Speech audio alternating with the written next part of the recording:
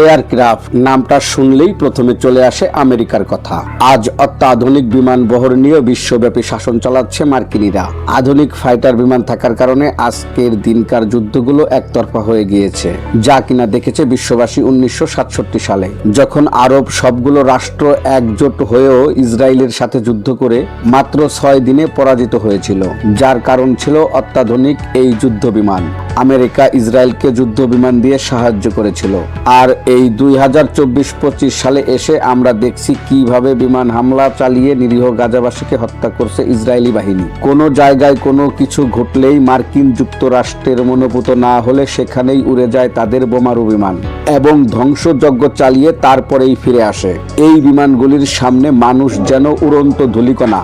উন্নত মানের এয়ারক্রাফট তৈরি করার মাধ্যমে আমেরিকা এত শক্তি অর্জন করেছে এবং যা কিনা বিশ্ববাসীর উপর প্রয়োগ করছে। যদি এই অত্যাধুনিক ফাইটার বিমান না থাকতো তাহলে মুসলিম বিশ্বকে এত নাজেহাল করতে পারতো না কখনোই আমেরিকা বা ইসরায়েলি বাহিনী। তাহলে আমরা বলতে পারি যে এখন যুদ্ধ আর সমানে সমানে হয় না, যুদ্ধটা হয় একতরফা ভাবে। যার যত বেশি ভালো অত্যাধুনিক যুদ্ধ বিমান আছে সে তত বেশি এগিয়ে থাকে। আর এই এগিয়ে থাকার দৌড়ে নাম্বার 1 হচ্ছে আমেরিকা, কারণ তারা নিত্য নতুন কলকবজা ও যন্ত্রপাতি আবিষ্কারের ফলে তাদের বিমান বাহিনীকে আধুনিক থেকে আরো আধুনিক করে তুলছে। তাহলে সহজেই বুঝে নিন একটি দেশের জন্য এয়ারক্রাফট তৈরি করা কতটা যুক্তিযুক্ত। আমাদের দেশে বিমান তৈরির কথা ভাবাতো থাক দূরের কথা, এর স্বপ্ন দেখাটাও পাগলের প্রলাপ ছাড়া কিছুই না। যারা কিনা বাংলাদেশের স্বাধীনতার 54 বছর পার হয়ে গেলেও নিজস্ব কাঁচামাল ও মেশিনারি দিয়ে একটি সাইকেলের টায়ারও বানাতে পারি না, সেই দেশে মানিকগঞ্জের জুলহাস কোনোরকম ভাবে একটা বিমান বানিয়ে আকাশে উড়িয়ে দেখিয়ে দিল। আর আমাদের সেই সেরা কাঁথায় শুয়ে লাখ টাকার স্বপ্ন দেখাটাকে একটু বাড়িয়ে দিল যে আমরাও ইচ্ছে করলে পারি। দেশের ভিতরে কর্মের বিশাল ফাঁকি চলছে, তা দেশের মানুষকে আঙুল দিয়ে দেখিয়ে দিল জুলহাস। কারণ যার যে জায়গায় কাজ করার কথা সে সেই জায়গায় কাজ করছে না। ফাঁকি আর সীমাহীন দুর্নীতির মাধ্যমে শোনা যায় বিভিন্ন ব্যাংক থেকে 2000, 5000, 10,000, 20,000 কোটি টাকা পাচার হয়ে গিয়েছে। প্রকৃত দেশপ্রেম থাকলে এই সমস্ত টাকা ও জুলহাসের মতো প্রতিভাবান লোকদের খুঁজে বের করে বিনিয়োগ করলে আমাদের বাংলাদেশে শুধু বিমান কারখানা নয়, বড় বড় কলকারখানায় এদেশ সমৃদ্ধ হতো। অন্য কোনো দেশ যাতে কলকারখানা শিল্প স্থাপন করে সমৃদ্ধশালী হতে না পারে, সেই জন্য সেই দেশের কর্মকর্তাদের প্রভাবিত করে পশ্চিমা দেশগুলো, যাতে উন্নত জীবনযাপন এবং নিরাপত্তার দোহাই দিয়ে তারা পাচার করে টাকাগুলো তাদের দেশে নিয়ে যেতে পারে। এটা পশ্চিমা দেশগুলির এক ধরনের চালাকি, যা কিনা আমাদের দেশের ঊর্ধ্বতন কর্মকর্তারা সহজে বুঝতে পারেন না। আর এভাবেই আমাদের দেশকে অন্ধকারের কালো গহ্বরে নিয়ে যাচ্ছে এক শ্রেণীর লোভী, দুষ্কৃতিকারী, দুর্নীতিপরায়ণ লোক। অন্যদিকে মার্কিন ও ব্রিটিশদের চাপিয়ে দেওয়া নোংরা রাজনীতি আমাদের দাসত্বের শৃঙ্খলে আবদ্ধ করছে। যেদিন আমরা এই কুচক্র থেকে বেরিয়ে আসতে পারবো সেদিন আমাদের দেশে নিশ্চয়ই বিমান তৈরি হবে ইনশাল্লাহ। বাংলাদেশ বিমান তৈরি করতে পারবে কিনা এই প্রশ্নের উত্তর পেয়ে যাবেন সেসনা এয়ারক্রাফট কোম্পানি বিমান তৈরির কারখানার ভিডিওটি দেখলে। তো চলুন আমরা জেনে আসি কি কি যন্ত্রপাতি বা কলকবজায় তৈরি হয় একটি বিমান।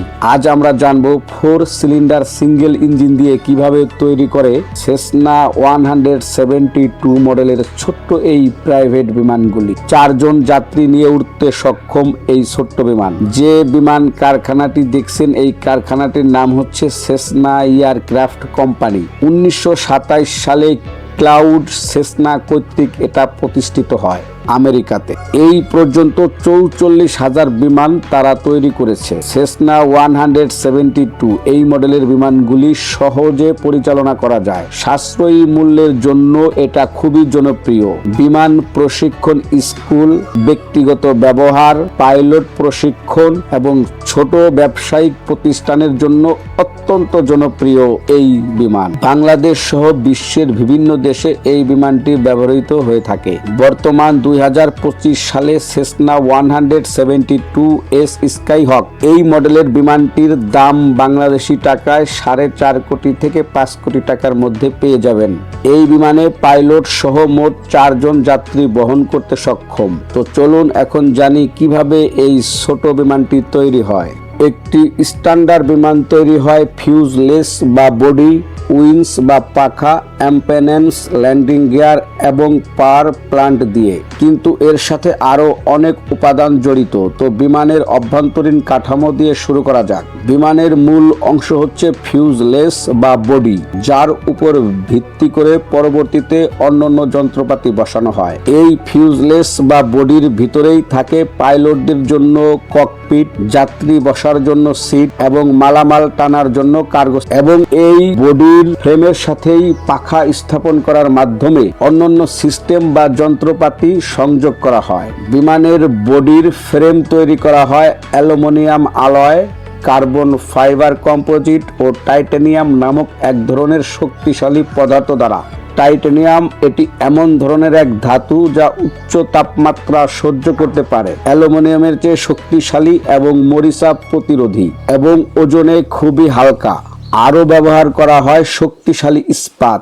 এইভাবে একটি বিমানের বা বডির ফ্রেম তৈরি করা হয়। যদি আমরা বিমানের পাখা বা ডানার দিকে তাকাই তাহলে এখানে অনেকগুলি ছিদ্র দেখতে পাবো, যা ডানার ভেতরে এয়ার ফয়েল তৈরি করে। পুরো দৈর্ঘ্য জুড়ে স্পারগুলি চলে এবং দুর্দান্ত শক্তি অর্জন করে, যা বিমানকে আকাশে উঠতে, চলতে এবং বিমান অবতরণের সময় সাহায্য করে। পাখার ছিদ্রগুলিকে বন্ধ এবং খোলা যায়। বিমান পরিচালনা করার সময় পাইলট এই সকল কাজ করে থাকেন। বড় বড় যাত্রীবাহী বিমানে পাখার এই ছিদ্রগুলির ভিতরে জ্বালানি তেল সংগ্রহ করে রাখা হয় বা ফুয়েল ট্যাঙ্ক হিসাবে ব্যবহার করে। বিমানের পুরো ফ্রেমটা তৈরি হয়ে যাওয়ার পর শক্তিশালী টাইটানিয়াম অথবা অ্যালুমিনিয়াম শীট দ্বারা পুরো বডিটাকে ঢেকে দেওয়া হয়। ফ্রেমের উপরে যখন এই শীট দ্বারা আবৃত করে দেওয়া হয় তখন পাখার শক্তি আরো বেড়ে যায়। তখন বিমান তার পূর্ণাঙ্গ একটি অবকাঠামোয় চলে আসে।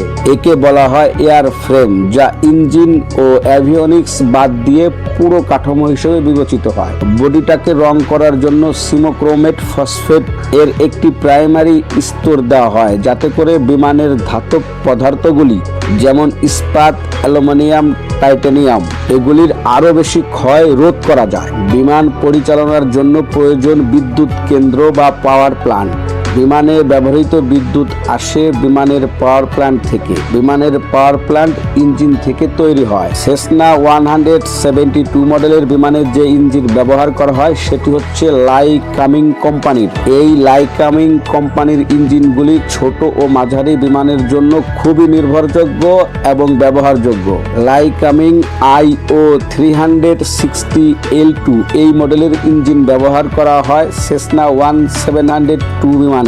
4 cylinder horizontal opposite 4 stroke piston engine এটি, এবং জ্বালানি হিসেবে ব্যবহার করা হয় 100 অক্টেন। 225 হর্স পাওয়ারের শক্তি উৎপাদন করে ইঞ্জিনটি কেবল প্রোপেলারটি ঘোরানোর মাধ্যমে শক্তি অর্জন করে না, বরং বিদ্যুৎ উৎপাদনের জন্য অল্টারনেটরকেও সঞ্চালিত করে। এটি একটি 4 সিলিন্ডার সমৃদ্ধ সিঙ্গেল ইঞ্জিন।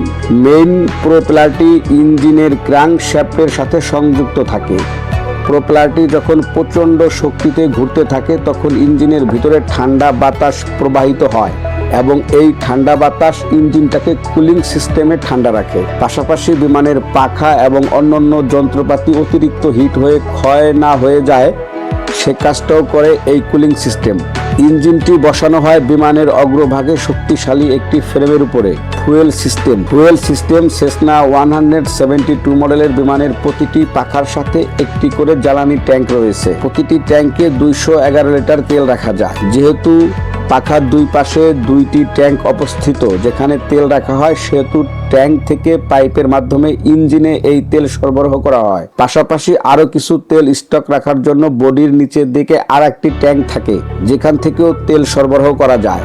এই নিচের ট্যাঙ্কের তেলটা সাধারণত যখন বিমান উড্ডয়ন করা হয়, মাটি থেকে দ্রুত গতিতে চলে, তখন ব্যবহার করা হয়। একটি বিমান স্বাভাবিক ও সুন্দরভাবে পরিচালনা করার জন্য ডানে, বামে, উপরে, নিচে, সামনের দিকে চালানোর জন্য 3টি জিনিস প্রয়োজন হয়। সেগুলি হচ্ছে লিফট, অ্যালারন, রাডার। আমরা বিমানের পাখায় যে ঢাকনা লাগানো গর্তের মতো দেখি, যা একবার উপর দিকে ওঠে আবার নিচে নেমে যায়, সেগুলোকে অ্যালারন বলে। যখন পাইলট তার হাতে থাকা ইয়ক বা চাকার মতো যেটাকে আমরা দেখি সেটাকে ঘুরিয়ে থাকেন বা উপর নিচের দিকে নেন, তখন এই অ্যালারনগুলি একদিকে একটা নিচু হলে আর একটা উপরে উঠে যায়, অন্য পাশেরটা উপরে উঠলে বিপরীত পাশেরটা নিচু হয়ে যায়। এভাবেই এই অ্যালারনগুলি ইয়োগের সাথে কানেক্ট থাকে। আর ইয়োগ বা চাকাটা থাকে পাইলটের হাতে, তখন পাইলট ইচ্ছামতো বিমানকে নিয়ন্ত্রণ করতে পারে। এইভাবে বিমান কিন্তু ঘোরানো হয়, ডানে বামে নেওয়া হয়।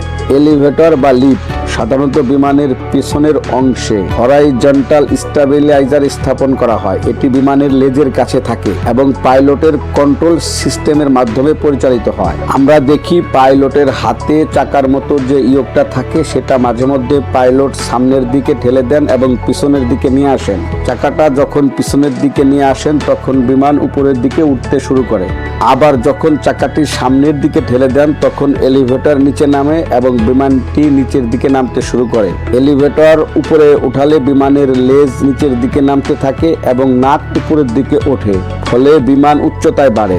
এলিভেটর নিচে নামালে বিমানের লেজ উপরের দিকে ওঠে এবং নাক নিচের দিকে নামে, ফলে বিমান নিচের দিকে যেতে শুরু করে। এলিভেটর বিমানের উচ্চতা এবং চূড়ান্ত গতি নিয়ন্ত্রণে গুরুত্বপূর্ণ ভূমিকা পালন করে। এটি পাইলটের প্রধান নিয়ন্ত্রণ ব্যবস্থা হিসাবে কাজ করে। আর বিমানের একদম পেছনে যে উঁচু অংশটি থাকে সেটিকে রাডার বা ভার্টিক্যাল স্টেবিলাইজার বলে। এটি বিমানের ইয়াও মোশন, যা ডান বাম দিক নির্দেশনা নিয়ন্ত্রণ করে। রাডার বিমানের লেজে অবস্থিত একটি চলমান অংশ, যা পাইলটের প্যাডেলের মাধ্যমে নিয়ন্ত্রিত হয়। এটি বিমানের নাককে ডানে বা বাম দিকে ঘুরতে সাহায্য করে এবং বিমানের গতিপথ স্থিতিশীল রাখতে সাহায্য করে ও পাশের দিকের বায়ুর ধাক্কা সামলে বিমানকে ভারসাম্য রক্ষা করে। ল্যান্ডিং গিয়ার এমন একটা অবকাঠামো যা বিমানকে মাটিতে স্থির রাখে, উড্ডয়ন, অবতরণ এবং মাটিতে চলাচলে সহায়তা করে। এটি বিমানের নিচে অবস্থিত থাকে এবং বিভিন্ন শক্তিশালী উপাদান দিয়ে তৈরি হয়। ল্যান্ডিং গিয়ার তৈরিতে উচ্চ শক্তি সম্পন্ন টাইটানিয়াম ব্যবহার করা হয়, যা উচ্চ শক্তি প্রদান করে এবং প্যাডেলের ভিতরে হাইড্রোলিক সিস্টেমে থাকে, যে হাইড্রোলিকের মাধ্যমে চাকা বেরিয়ে আসে এবং চাকা বিমানের ভিতরে লুকিয়ে যায়। পিছনের চাকা দুটির সাথে ব্রেক সিস্টেম থাকে, যা বিমান অবতরণ করে তখন যাতে বিমানের গতি কমিয়ে রাখা যায়। সেই কারণে বিমানটি পরিচালনা করা হয় ককপিট থেকে। পাইলট সহ আরো 3 জন যাত্রী এই বিমানটিতে আরোহণ করতে পারে। এই বিমানটি 1100 কেজির মতো ওজন বহন করতে সক্ষম। প্যাসেঞ্জারের ওজন এবং অন্যান্য জিনিসপত্র সহ এই ওজন কাউন্ট করা হয়। পাইলটের সামনে 2টি মনিটর থাকে। একটি মনিটরে সে জিপিএস, রেডিও এবং কন্ট্রোল রুমে যোগাযোগ, ইঞ্জিনের তথ্য, তাপমাত্রা, চাপ, জ্বালানি কি পরিমাণ এসবগুলি দেখে। অন্য মনিটরটা দিয়ে বিমানের গতি, উচ্চতা, আর্টিফিশিয়ালি হরাইজন, টার্ন কন্ডিশন এবং ক্লাইম রেট দেখায়। এটি বিমানের প্রধান ফ্লাইট ইনফরমেশনও প্রদর্শন করে। বিমানের লাইটিং সিস্টেম খুবই গুরুত্বপূর্ণ, কারণ এই বিমানে সাদা, সবুজ, হলুদ বিভিন্ন ধরনের লাইট ব্যবহার করা হয় সংকেতের জন্য। সেসনা 172 মডেলের বিমানের যে লাইট সিস্টেমটা সেটি চলে শক্তি সম্পন্ন একটি ব্যাটারি থেকে। ইঞ্জিন চালু হওয়ার সময় যে ছোট স্টার্টার মোটর ব্যবহার করা হয় সেটা চালু করতে ব্যাটারি প্রয়োজন হয়। সেই ব্যাটারিটা প্রথমে শক্তি দিয়ে স্টার্টার মোটরটাকে চালু করে দেয়, পরবর্তীতে ছোট মোটরটি ইঞ্জিন চালু করে দেয়। বিমানের বড় ইঞ্জিনটি চালু হলে ছোট মোটরটা একা একাই বন্ধ হয়ে যায় এবং পরবর্তীতে এই বড় ইঞ্জিন থেকে ব্যাটারিটি চার্জ হতে থাকে। তো আজকের মতো এই তথ্য দিয়েই শেষ করছি। Like in many aviation engines, this engine is cooled by air, taking air from the openings on the nose of the aircraft and redirecting it through the heat-dissipating structure of the cylinders or